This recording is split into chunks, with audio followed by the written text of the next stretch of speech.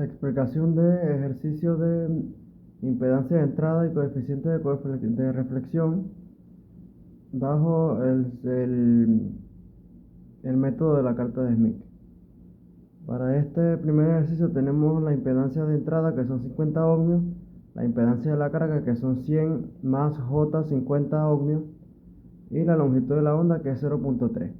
En el primer paso tenemos un coeficiente de reflexión que va a ser lo vamos a calcular con la fórmula de que ZL menos 1 entre ZL más 1 es igual al coeficiente. Hacemos el reemplazo de la fórmula y operamos con números complejos.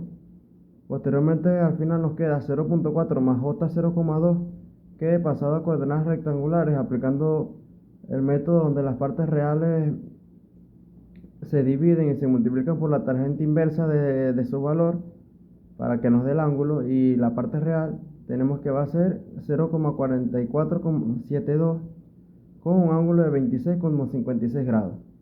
En el segundo paso, la onda estacionaria, tenemos que la fórmula va a ser 1 más la longitud de onda entre 1 menos la longitud. Bueno, perdón, menos el coeficiente de reflexión que calculamos previamente, que va a ser la parte real.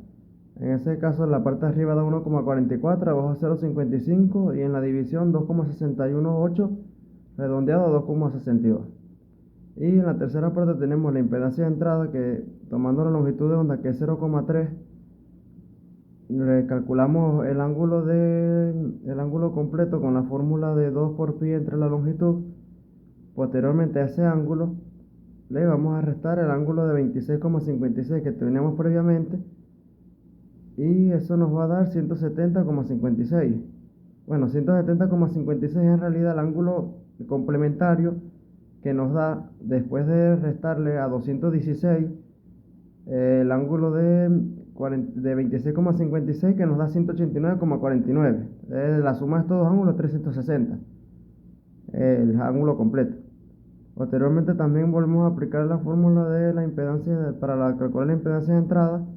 Operamos con números complejos y eso nos da que la impedancia de entrada va a ser 18,9 menos 1,55 J en ohmios.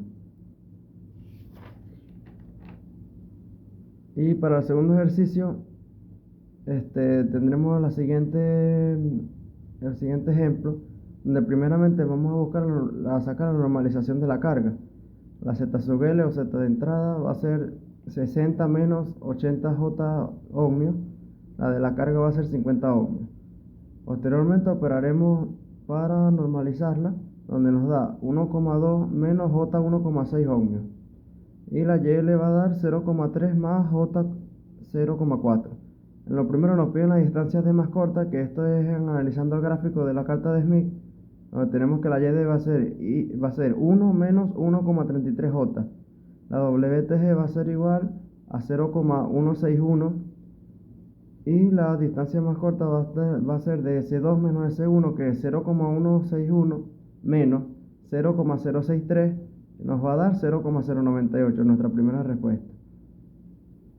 Posteriormente tenemos el cálculo donde nos piden cuál es la longitud más corta, que en este caso vamos a tener que, haciendo la operación de 0.5 menos 0.25 más 0,147, en el cual tenemos que va a dar 0,397, y esta es la parte más corta. Entonces, y esto va a ser nuestra longitud más corta.